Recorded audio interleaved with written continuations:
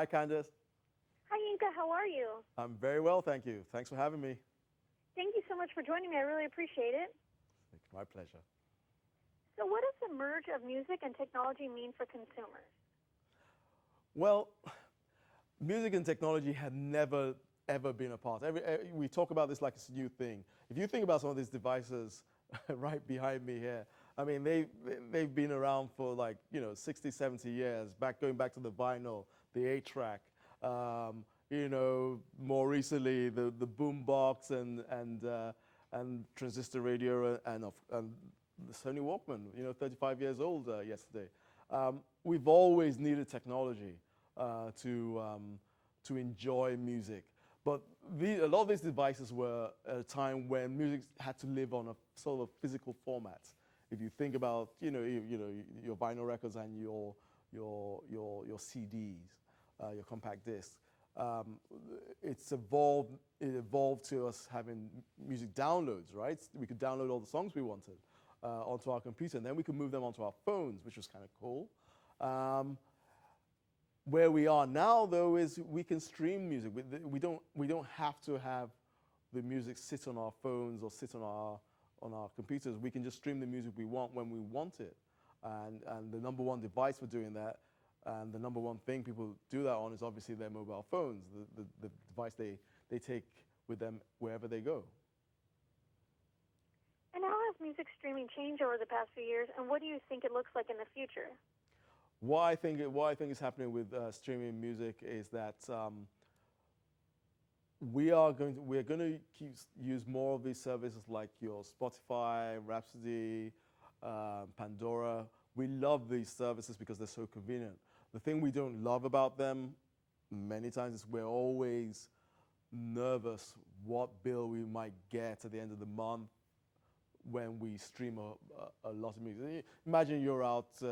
You're traveling this fourth weekend, and you're on a long trip. You don't want to come back at the end of the month and find out you ran up a huge bill.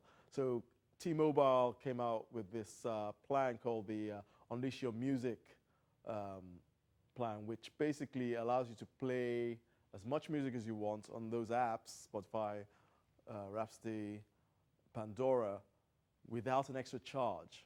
Right? So they don't charge you for the extra data for using the music. And that's because they know music is immensely popular with Americans. 113 million Americans streamed music to their mobile devices last year. And that was twice what it was the year before. And it's still growing now. So that's where we are right now with streaming. It's growing very rapidly.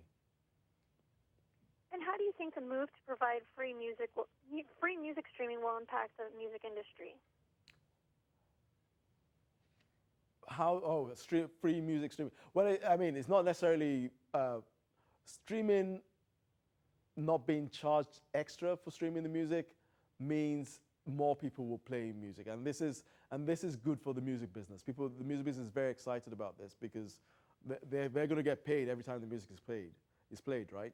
I mean, what is happening here is that I'm not getting charged as a consumer for the data I use for playing the music.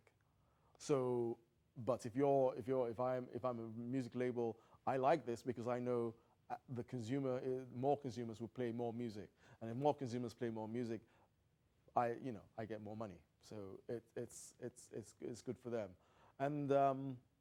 and also what these companies do is they also try and make it as convenient for you as possible. So like Rhapsody has this on-radio service, and what that does basically is it creates channel radio stations.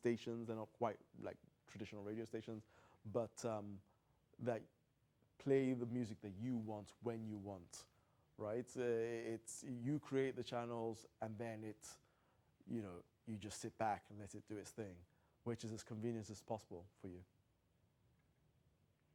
And do you feel that there's one device that's better than another for streaming music?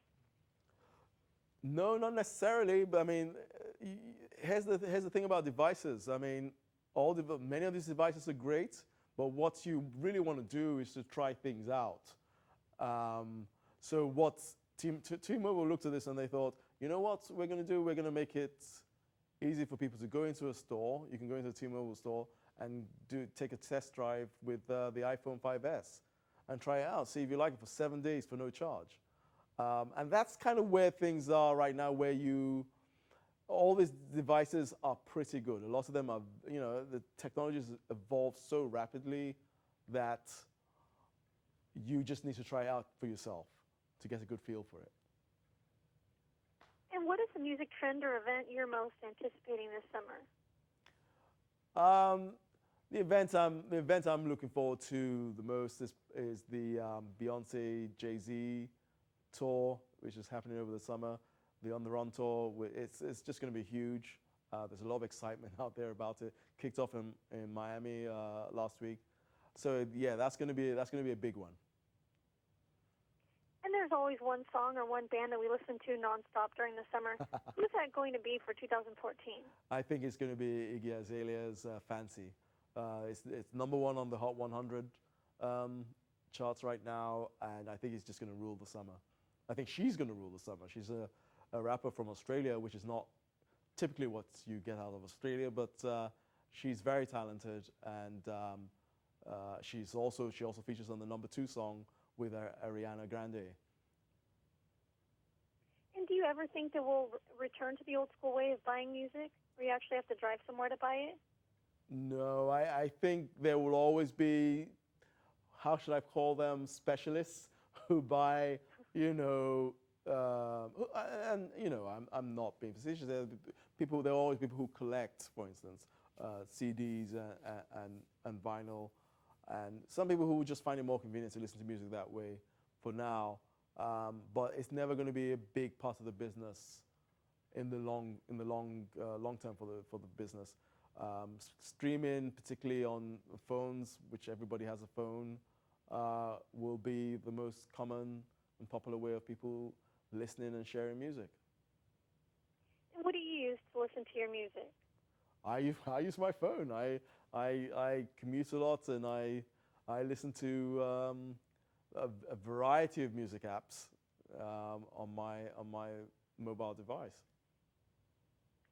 And where can we go for more information? If you want to find out more about the T-Mobile services, go to tmobile.com. If you want to find out anything about music, the charts, you should go to billboard.com. If you want to learn about how music and digital technology are working together, you can follow me on Twitter, Yinka Writes on Twitter. Wonderful. Well, thank you so much, Yinka. I really appreciate it.